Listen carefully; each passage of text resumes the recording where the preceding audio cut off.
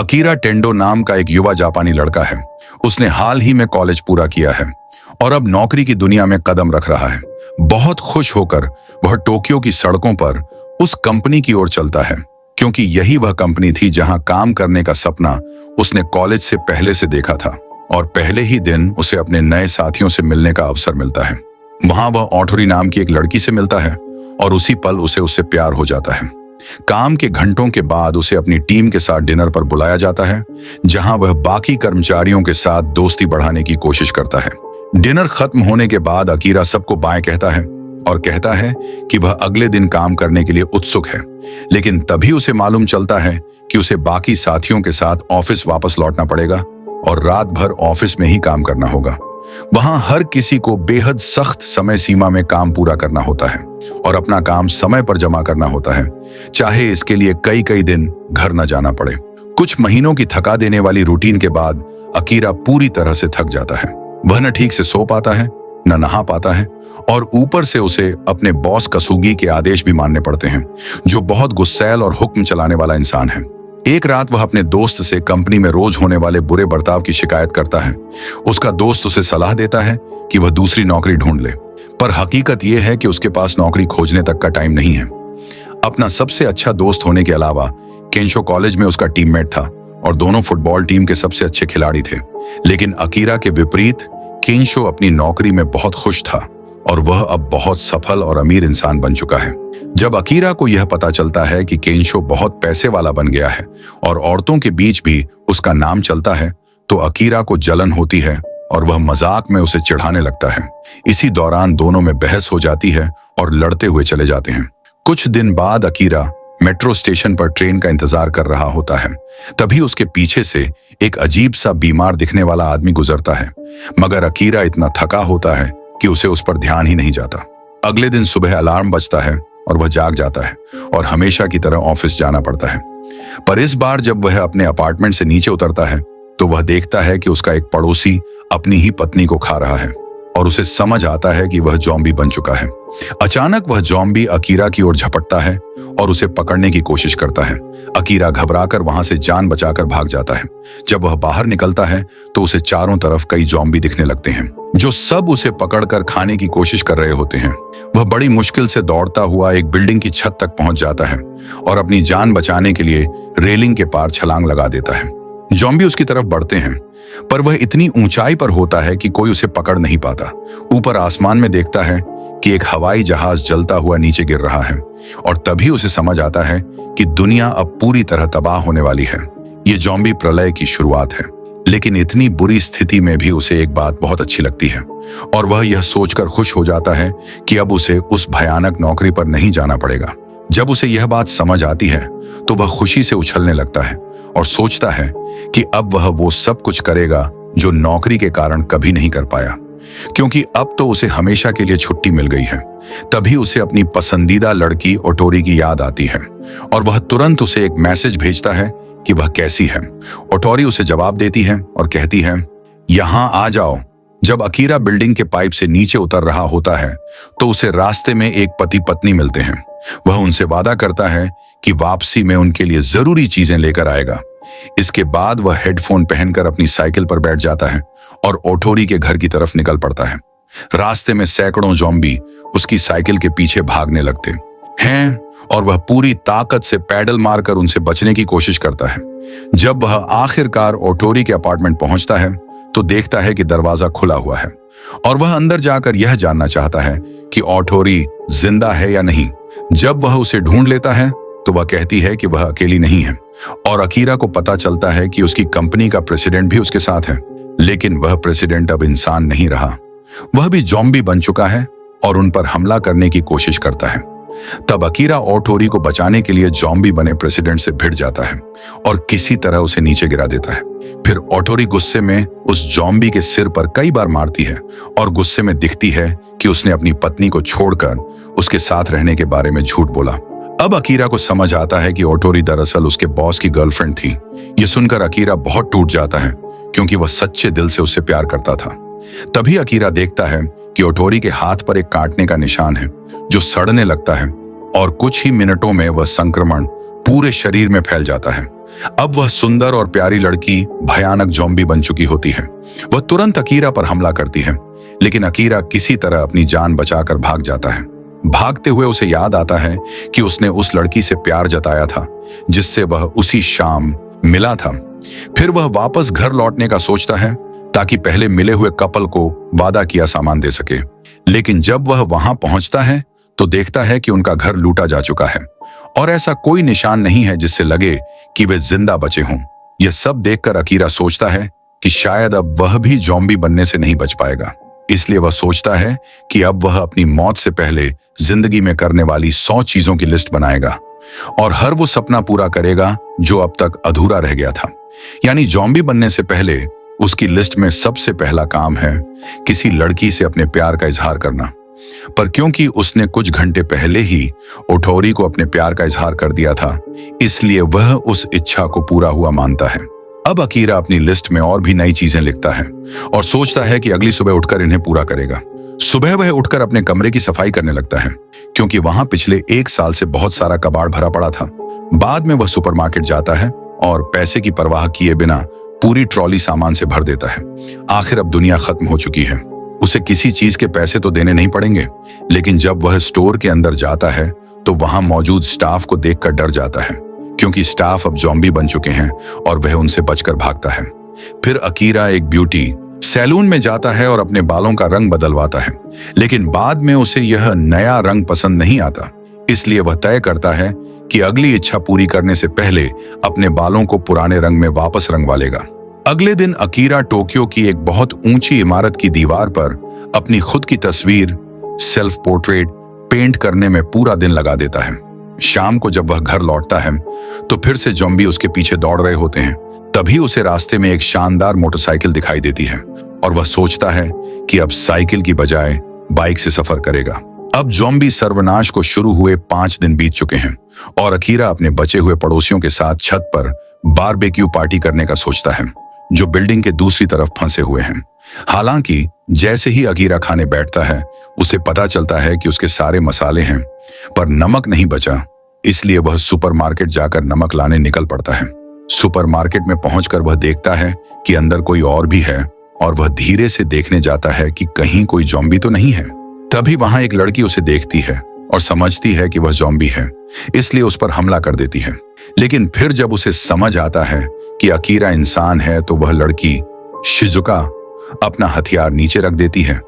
तभी एक असली ज़ॉम्बी स्टोर में घुस आता है और शिजुका उस पर हमला करने के लिए एक डंडे से उसे मारती है। फिर वह और अकीरा स्टोर का अलार्म बजाते हैं ताकि बाकी ज़ॉम्बी वहीं आकर्षित हो जाए। फिर शिजुका अपना सामान लेकर बिना कुछ कहे चली जाती है। घर लौटकर अकीरा अपनी पुरानी कॉलेज की फोटो देखता है जिसमें वह और उसका दोस्त केंशो हैं और वह उसे फोन करने का फैसला करता है। फोन पर बात करते समय अकीरा को पता चलता है कि केंशो एक होटल रूम में फंसा है जहां एक औरत ज़ॉम्बी बन चुकी है और वह बाहर नहीं निकल पा रहा क्योंकि होटल पूरी तरह ज़ॉम्बी से घिरा हुआ है। यह सुनकर अकीरा वादा करता है कि वह जाकर उसे बचाएगा और तुरंत बाइक लेकर उसकी मदद के लिए निकल पड़ता है। रास्ते में सुरक्षा के लिए अकीरा अपनी पुरानी नौकरी वाली यूनिफॉर्म और हेलमेट पहन लेता है और रास्ते में कई ज़ॉम्बी उसकी बाइक पकड़ने की कोशिश करते हैं जिनसे वह बड़ी मुश्किल से बच निकलता है। जब वह आखिरकार उस होटल तक पहुंचता है तो वह एक छोटा स्पीकर साउंड बॉक्स निकालता है ताकि होटल के बाहर मौजूद ज़ॉम्बी उसकी आवाज सुनकर इकट्ठे हो जाए और रास्ता साफ हो जाए। इस चाल से अकीरा को होटल के अंदर जाने का मौका मिल जाता है। वह अपने कॉलेज के दिनों में सीखे फुटबॉल के मूव्स का इस्तेमाल करता है और ज़ॉम्बीज से बचते बचाते आखिरकार केंशो तक पहुंच जाता है और पिछली बार की बहस के लिए केंशो से माफी मांगता है। लेकिन तभी अकीरा की आवाज सुनकर कुछ ज़ॉम्बी उनकी ओर आने लगते हैं तो दोनों जल्दी से दरवाजा बंद करते हैं और सीढ़ी लगाकर रास्ता ब्लॉक कर देते हैं ताकि ज़ॉम्बी अंदर न घुस सकें। उस शाम दोनों दोस्त एक रेस्टोरेंट में अपने मिलन का जश्न मनाते हैं और केंशो खुद खाना बनाकर उसे परोसता है। खाने के बाद अकीरा अपनी 100 चीजों वाली लिस्ट केंशो को दिखाता है और केंशो देखता है कि अभी भी बहुत सारी इच्छाएं बाकी हैं। यह देखकर केंशो भावुक हो जाता है क्योंकि अकीरा की लिस्ट में केंशो से माफी मांगना भी लिखा था और वह उसे धन्यवाद देता है कि वह अपनी जान जोखिम में डालकर उसे बचाने आया। फिर अकीरा अपनी नोटबुक में नई इच्छा लिखने के बारे में सोचता है और कहता है कि अब वह अपने बचपन का सपना पूरा करेगा, सबको बचाने वाला एक सुपर हीरो बनेगा। अगले दिन सुबह केंशो अपने फोन पर कुछ न्यूज अपडेट्स देखता है और उसे मालूम पड़ता है कि अब टोक्यो ज़ॉम्बी हमले का केंद्र बन चुका है। तब अकीरा कहता है कि उन्हें टोक्यो छोड़कर इबाराकी जाना चाहिए, जहां मरीन पैराडाइज एक्वेरियम नाम की जगह है। अकीरा की योजना है कि वहां जाकर गोताखोरों के शार्क प्रूफ सूट लाए जाएं, ताकि वह बिना काटे जाने के डर के इंसानों को बचाने वाला सुपर हीरो बन सके। यानी अगर उसे कभी काटा भी गया तो वह उस सूट की वजह से सुरक्षित रहेगा। इसीलिए दोनों निकलने से पहले जरूरी सामान इकट्ठा करने का सोचते हैं और एक छोटी दुकान कन्वीनियंस स्टोर में जाकर सामान उठाते हैं। तभी अचानक बाहर एक बस रुकती है और उसमें बैठा एक यात्री ज़ॉम्बी बनकर सब पर हमला कर देता है, जिससे लोग भागने लगते हैं। जब लोग भाग रहे होते हैं तो सड़क पर पहले से घूम रहे ज़ॉम्बी उन पर टूट पड़ते हैं। इस हड़कंप में बस ड्राइवर और 2 एयर होस्टेस स्टोर में भागकर छिप जाते हैं और किसी तरह अपनी जान बचा लेते हैं। तभी अकीरा देखता है कि एक लड़की ज़ॉम्बीज पर हमला कर रही है जो उसके पास पहुंचने की कोशिश कर रहे थे, और उसे याद आता है कि यह वही शिजुका है जिससे वह सुपरमार्केट में मिला था। जब वह देखती है कि उसके पीछे ज़ॉम्बीज का झुंड है तो शिजुका भी उसी दुकान में भागकर अंदर घुस जाती है और अकीरा और केंशो तुरंत दरवाजा बंद कर देते हैं ताकि ज़ॉम्बी अंदर न आ सकें। थोड़ी देर बाद सब एक दूसरे से परिचय करते हैं और बस ड्राइवर बताता है कि वह उन यात्रियों को इबाराकी मरीन एक्वेरियम ले जा रहा था, क्योंकि उसे सुना था कि वहां एक सुरक्षित ठिकाना सेफ हाउस है। पर किसी को नहीं पता होता कि उस ड्राइवर के हाथ पर एक ज़ॉम्बी ने काट लिया है। अब बस वक्त की बात थी कि वह भी ज़ॉम्बी में बदल जाए। अगले दिन की डरावनी रात के बाद सब थोड़ा आराम करने की कोशिश करते हैं। तभी 2 एयर होस्टेस रिका और माकी शराब पीने लगती है और शिजुका बाहर जाकर आसपास की स्थिति देखने निकलती है। कुछ मिनट बाद ही महिलाएं पूरी तरह से नशे में धुत हो जाती हैं और वो लड़कियां केंचो से कहती हैं कि चलो कहीं शांत जगह पर चलते हैं। उसी वक्त शिजुका आती है और अकीरा से जिंदा रहने, सर्वाइवल की कुछ योजनाओं पर चर्चा करने लगती है। तभी ड्राइवर, जो जाहिर तौर पर सो रहा था, उठ जाता है और अकीरा और शिजुका को समझ आता है कि ड्राइवर ज़ॉम्बी वायरस से संक्रमित हो चुका है। दोनों तुरंत उस राक्षस ज़ॉम्बी से दूर भाग जाते हैं जो स्टोर के दूसरे कोने में चला जाता है। उधर केंचो एक एयर होस्टेस महिला के साथ मस्ती कर रहा होता है। तभी ज़ॉम्बी पास आकर मीका नाम की लड़की को काट लेता है। रेखा जब मीका को बचाने की कोशिश करती है तो ज़ॉम्बी उस पर भी हमला कर देता है। अपने दोस्तों की डर और दर्द से भरी चीखें सुनकर केंचो डरकर भाग जाता है। अकीरा केंचो की मदद करने के लिए दौड़ता हुआ वहां पहुंचता है और शिजुका तेज आवाज करने के लिए रेडियो चला देती है ताकि ज़ॉम्बी का ध्यान बढ़ जाए। कुछ देर बाद शिजुका भागकर दरवाजे निकास की तरफ जाती है, मगर जैसे ही दरवाजा खोलने वाली होती है वो एयर होस्टेस, जो ज़ॉम्बी बन चुकी थी, से टकरा जाती है। अब वो ज़ॉम्बी शिजुका पर हमला करने ही वाला होता है। तभी केंशो पटाखे फोड़ देता है, जिससे सब ज़ॉम्बी उसकी तरफ देखने लगते हैं। अकीरा उसकी मदद करता है ताकि वो जल्दी भाग सके। स्टोर से निकलने के बाद तीनों को अपनी यात्रा जारी रखने के लिए एक गाड़ी ढूंढनी होती है, लेकिन तीनों में से किसी के पास भी किसी गाड़ी की चाबी नहीं होती। सौभाग्य से अकीरा को एक ट्रेलर बड़ी गाड़ी मिलती है जिसमें पहले से चाबी लगी होती है और हमला शुरू होने से पहले ही तीनों गाड़ी लेकर भाग निकलते हैं, क्योंकि उनका मंजिल, गंतव्य एक ही होता है। तीनों मिलकर तय करते हैं कि वे साथ यात्रा करेंगे और बीच बीच में मजा भी करेंगे। जब वे आराम करते हैं तो सर्फ बोर्ड पर खड़े होकर योगा करते हैं। फिर वे पैराशूट से आतिशबाजी करते हैं और हॉट स्प्रिंग, गर्म पानी के झरने में नहाते हैं। समय के साथ उनकी दोस्ती और गहरी होती जाती है और वे एक असली टीम की तरह और करीब आते जाते हैं। दुनिया के खत्म होने के 10वें दिन वे लोग एक्वेरियम पहुंचते हैं। उनकी गाड़ी के टायर सड़क पर बिछाए गए जाल से फट जाते हैं। केंचो गाड़ी रोकने लगता है, अकीरा का सिर टकराता है और जब वह होश में आता है तो देखता है कि उसका पुराना बॉस उसके सामने है। अकीरा को हैरानी होती है कि कसुगी अभी भी जिंदा है और अब फिर से उसे सताने के लिए उसकी जिंदगी में लौट आया है। ये बात तय है कि शिजुका उस शेल्टर में रहकर ज़ॉम्बी नहीं बनना चाहती। फिर शिजुका अकीरा को उसकी नोटबुक दिखाती है। वह अकीरा को याद दिलाती है कि ज़ॉम्बी बनने से पहले उसके पास बहुत सारे सपने और काम पूरे करने हैं। उसी समय अकीरा को अपने सारे अधूरे सपने याद आने लगते हैं जो वह दोस्तों के साथ करना चाहता था। यह सोचकर अकीरा का दिल फिर से हिम्मत और जोश से भर जाता है। जब शिजुका कासुगी के एक अच्छे कर्मचारी को अपने साथ ले जाने की बात करती है तो कासुगी गुस्सा हो जाता है। वह कासुगी गुस्से में शिजुका को धक्का दे देता है और अकीरा की नोटबुक पर पैर से मारने लगता है। यह देखकर अकीरा गुस्से में अपने बॉस कासुगी को गिरा देता है और उससे लड़ाई करता है।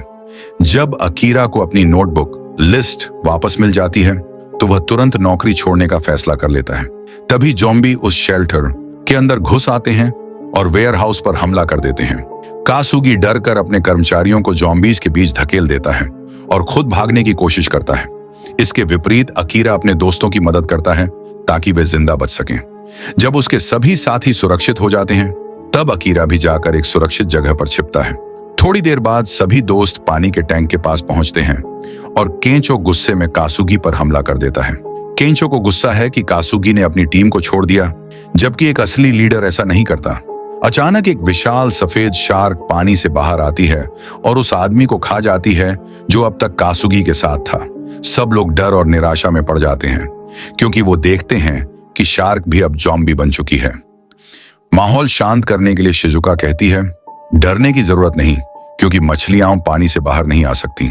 लेकिन तभी सब दंग रह जाते हैं क्योंकि शार्क के पेट के अंदर से एक इंसान के पैर बाहर निकलते हैं। वो पैर शार्क को अपने शिकार का पीछा करने में मदद करते हैं और बाकी लोग भागकर छिपने की जगह खोजने लगते हैं। अकीरा एक कमरे पेंट्री का दरवाजा खोल लेता है और सबको जल्दी अंदर आने को कहता है, लेकिन कासुगी बाहर फंसा होता है और चुपके से वहां से भागने की कोशिश करता है। उसी समय वो ज़ॉम्बी शार्क पेंट्री का दरवाजा तोड़ने की कोशिश करती है। हालांकि वह आदमी भागते समय शोर मचा देता है और शिकारी का ध्यान अपनी ओर खींचता है। अकीरा को अपने पुराने बॉस की फिक्र होती है, इसलिए वह बाहर जाकर उसकी मदद करने का निर्णय लेता है क्योंकि उसे याद आता है कि अगर उसे सच में हीरो बनना है तो उसे सबकी मदद के लिए अपनी जान दांव पर लगानी पड़ेगी। वह बाहर जाने से पहले एक डाइविंग सूट देखता है जो शार्क के दांतों से बचा सकता है और जब शार्क कासुगी को खाने ही वाली होती है, अकीरा पहुंचकर उसे मार गिराता है। जब अकीरा शार्क से लड़ रहा होता है तब उसका बॉस भागने की कोशिश में गलती से और ज्यादा ज़ॉम्बीज को अंदर आने का रास्ता खोल देता है। केंशो जब देखता है कि अकीरा फंस गया है तो वह बाहर आकर उसकी मदद करने का निश्चय करता है। वह शार्क को रोकने के लिए एक कार का इस्तेमाल करता है जबकि अकीरा कासुगी के पीछे भागता है। जब अकीरा कासुगी तक पहुंच जाता है वह ज़ॉम्बीज से लड़ने के लिए आगे बढ़ता है, यह सोचकर कि उसका सूट उसे सुरक्षित रखेगा। लेकिन अकीरा भूल जाता है कि सूट उसे चोट से तो बचाएगा पर दर्द महसूस होने से नहीं रोक सकता। जब केंशो शार्क को नहीं हरा पाता तो वह भाग जाता है और दीवार में बने छोटे छेद से टैंक के अंदर घुस जाता है जिससे शार्क बाहर फंस जाती है। अब तक अकीरा पूरी तरह थक चुका होता है और ज़ॉम्बीज उसे चारों तरफ से घेर लेते हैं जो उसे नोचने की कोशिश करते हैं। तभी शिजुका आती है और 2 लाउडस्पीकर मेगाफोन से बहुत तेज आवाज बजाकर ज़ॉम्बीज का ध्यान अपनी ओर मोड़ देती है। अकीरा अपने दोस्तों से उस लिस्ट में अपनी इच्छाएं जोड़ने के लिए कहता है। उसी वक्त अकीरा को पता चलता है कि केंशो का सपना एक कॉमेडियन बनने का है ताकि वह अपनी हंसी मजाक ह्यूमर से लोगों की जिंदगी में खुशी और सुधार ला सके। इसी दौरान शिजुका सोचती है कि मेडिकल स्कूल में जो उसने सीखा है उसे वह लोगों की जान बचाने में इस्तेमाल करेगी।